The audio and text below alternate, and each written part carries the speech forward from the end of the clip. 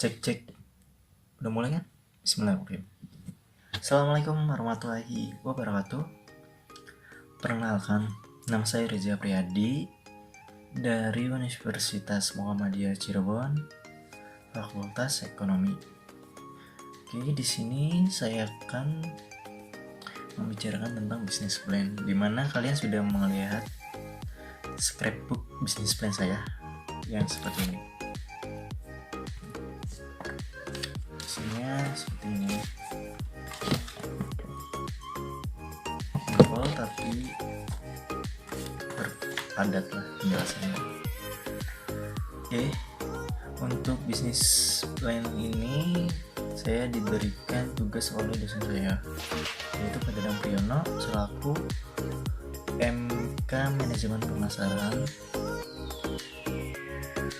untuk mahasiswanya untuk menjalankan bisnis plan ini di masa pandemi. Oke, ide awal untuk bisnis ini saya membuat resource-nya itu nggak seperti biasa ya, yang digoreng gitu, enggak. Jadi saya membuat resource-nya itu dalam kemasan frozen food. Saya bawa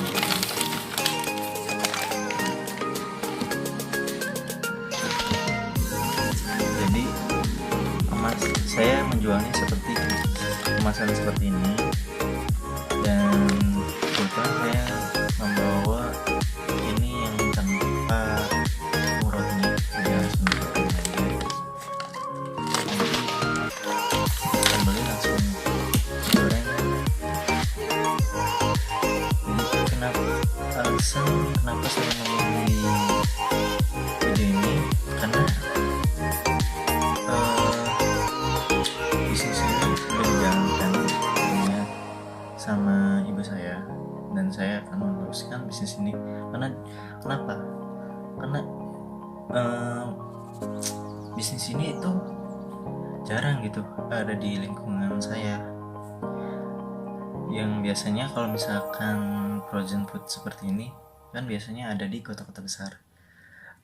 Jarang banget kalau misalkan ada di pedesaan.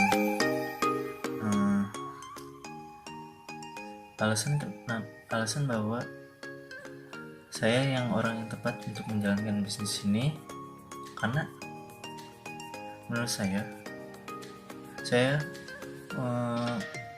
mengambil kuliah perekonomian, dan saya juga generasi milenial juga, dan menurut saya cocok gitu untuk menjalankan bisnis ini, dimana saya mempelajari bisnis dan sistem keuangan di bangku perkuliahan saya, dan gimana saya menjualkan bisnis produk ini dengan modern gitu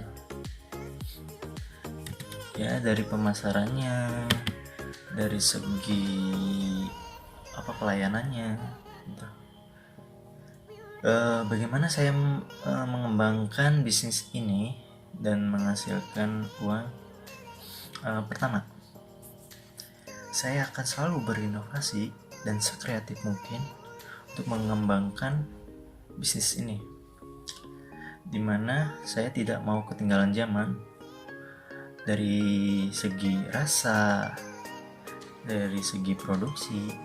Untuk rasa saya akan mengikuti zaman. Seperti sekarang kan banyaknya aneka makanan yang berbaur keju seperti itu. Nah, saya akan menaruh rasa dan varian rasanya itu di risol saya. Ada varian keju, ada juga coklat gitu. Jadi rasa lumpia itu enggak selalu yang modern gitu, maksudnya yang aneka. Biasanya kalau risol tuh ada yang sayuran dan juga ada rasa yang daging gitu kan, ada juga diisi telur. Nah, saya akan menerapkan cita rasanya itu enggak gitu-gitu aja gitu kan. Nah, Untuk sistem produksinya pun saya akan menerapkan zaman modern seperti ini, dan saya akan menggunakan mesin-mesin yang modern gitu, supaya apa, supaya permintaan itu tidak terhambat. Nah, untuk langkah kedua, kalau misalkan langkah pertama ini udah dijalankan, udah diterapkan, selanjutnya saya akan melebarkan bisnis ini, dan dimana saya akan membuka cabang di dekat-dekat permintaan konsumen. Jadi produksi tidak terlalu jauh gitu untuk mengirim konsumennya ke produknya gitu. Langkah ketiga, saya tidak luput untuk memasarkan dari offline ataupun online, dan dimana offline itu ya seperti biasa memasarkan seperti mulut ke mulut. Biasanya kan orang tuh paling cepat kalau misalkan memasarkan dari mulut ke mulut.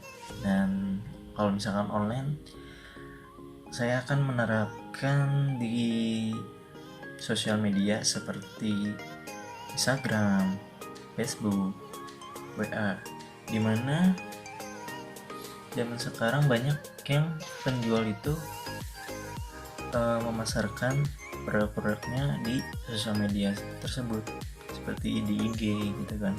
Banyak sekali yang penjual untuk memasarkan produk-produknya di sosial media, dan juga di situs online, situs penjual beli online maksudnya, seperti Shopee, Tokped, Lazada. Banyak banget di situ, banyak banget penjual di situ. Nah, saya rencananya juga bakal menerapkan di situ, karena zaman sekarang itu banyak banget gitu orang yang berjualan di online, dan saya juga nggak mau ketinggalan gitu untuk menjualkan di online tersebut, karena dimana orang tuh zaman sekarang setiap orang tuh pastilah memegang satu gadget gitu, dan setiap orang juga punya sosial media. Nah, saya juga tidak mau ketinggalan langkah gitu untuk memasarkan produk saya tersebut, untuk mengembangkan produk bisnis saya tersebut. Sasaran pasar, saya akan menerapkan sasarannya di lingkungan sekitar dulu. Kenapa? Nah, kalau saya pikir ya, kalau misalkan masyarakat sekitar udah tahu mengenal produk saya tersebut, kedepannya pasti akan lebih mudah gitu. Kenapa? Saya ngambil hatinya dulu di masyarakat sekitar, dimana kalau misalkan masyarakat sekitar udah suka dalam produk saya, nah disitu segi pemasaran saya juga bakal dipermudah gitu kan. Dan juga untuk langkah keduanya, saya ambil sasaran di sekolah-sekolahan, dimana di warung kantin-kantin. Nah, di warung kantin-kantin saya akan merestock ke penjual kantin tersebut. Nah, dimana kalau beberapa kantin nge-stop ya penjualan saya, dan saya juga akan masih pemasarannya tersebut seperti beli 10 pack dapat 1 pack risoles gitu. Oke, saya akan menjelaskan rincian dana saya. Jadi modal yang saya keluarkan tiap harinya itu 64.000 ya, 64 untuk modal setiap harinya. Untuk biaya operasionalnya itu saya mengeluarkan 10.000, dan saya biasanya itu menjual produk saya per packnya yang seperti ini, seperti ini. Biasanya saya menjual 10.000.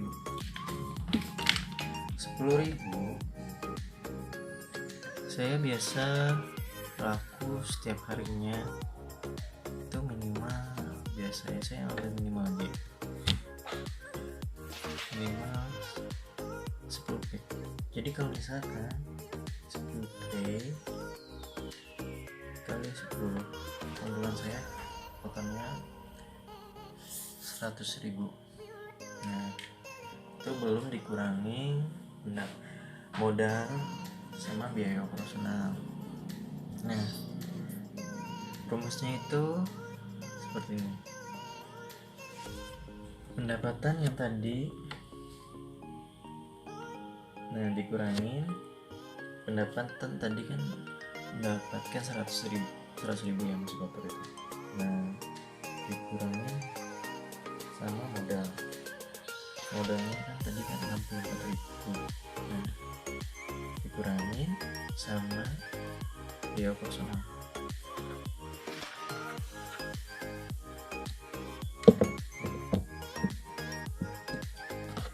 Sama dengan jadi 26.000.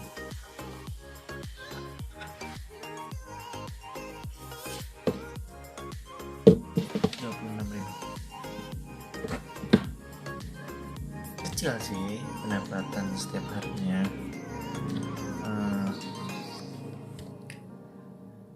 Dimana kalau kita itu menjalankan tekun gitu ya, ini baru per hari. Untuk per bulannya coba saya kalikan 30, jadi 780. Nah, ini per bulan saya mendapatkan 780. Apalagi kalau misalkan saya menekuni ini selama 1 tahun ya. Kalau 12 bulan jadi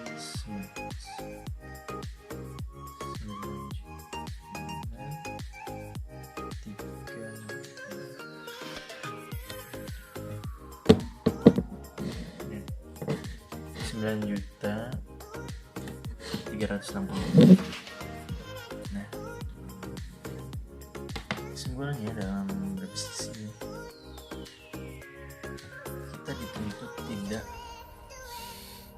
selalu stuck di situ atau selalu berusaha keras untuk menjalankan bisnis.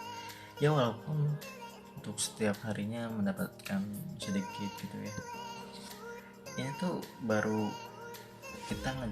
saya ngejual baru di lingkungan sekitar saya saja. Kenapa? Karena kan tidak mungkin saya ngejual di sekolahan kan, karena masih belum buka, saya belum belajar offline juga. Dan gimana kalau misalkan saya udah restock di sekolahan gitu, ke kantin. Nah, dimana kesimpulannya